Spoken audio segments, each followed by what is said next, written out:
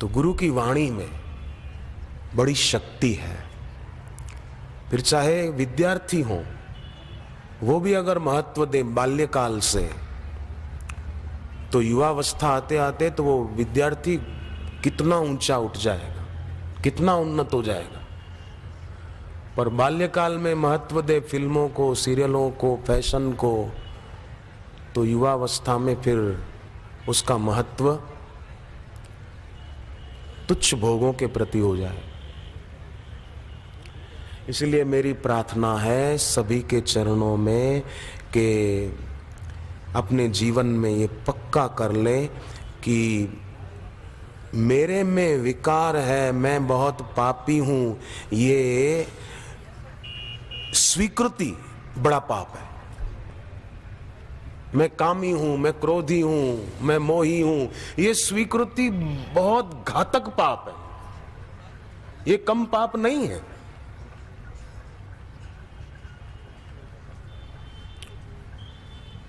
इसलिए ईश्वर ने स्वयं कहा मम एव अंश। जीव कौन है? बोले मेरा ही अंश है और किसी का नहीं। मम एव अंश, मम अंश नहीं कहा 15वें अध्याय में भगवत गीता। नहीं तो कह सकते थे मम अंश जीवलोके जीवभूत सनातन मन षष्ठानि इंद्रियाणि प्रकृति स्थानि कर्षति। ये नहीं कहा। मम एव, ममैवांशो माने मेरा ही, एव त्वम एव, त्वमेव माता च पिता त्वमेव। त्वम माता भी बोल सकते, पर त्वमेव मतलब तुम ही मेरी मां हो, तुम ही मेरे पिता हो, त्वम एव। ऐसे भगवान ने कहा मम एव।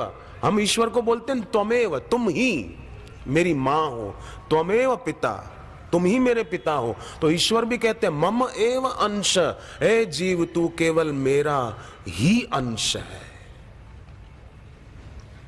ये ईश्वर का वचन है। ईश्वर के वचन को महत्व देना। मैं पापी हूं, मैं कामी हूं, मैं क्रोधी हूं, ये ईश्वर, कई लोग ईश्वर को, गुरु को भी प्रार्थना में मैं कामी, मैं क्रोधी, मैं कपटी, मैं ये क्यों दीनहीन होना? मैं मूर्ख खल कामी, मैं मूर्ख खल कामी, मैं मूर्ख खल कामी, तो रह मूर्ख खल और कामी। काय को आरतियों में भी गिड़गिड़ाना मैं मूर्ख खल कामी, मैं मूर्ख खल कामी, क्यों? जब ईश्वर ने कहा मम एव अंश तिष्ठति, गीता में एक श्लोक है 18वें अध्याय का 61वां श्लोक। श्लोक आपका सुना हुआ है। ईश्वरः सर्वभूतानां हृदय से अर्जुन तिष्ठति।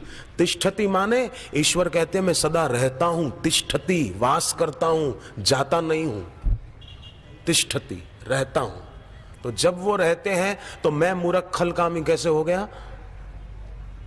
मैं मूर्ख खल कामी, मैं मूर्ख खल कामी, रोते रहो सारी जिंदगी मैं मूर्ख खल कामी, मैं रहो सारी जिंदगी कामी कामी।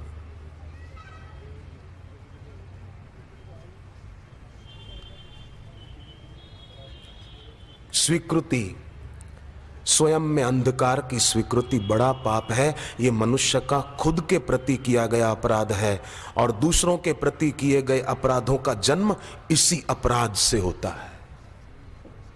जो दूसरों के प्रति अपराध होते हैं जीवन काल में, वो इसी एक अपराध से होते हैं कि स्वयं में स्वीकृति कि मैं मूर्ख खल कामी।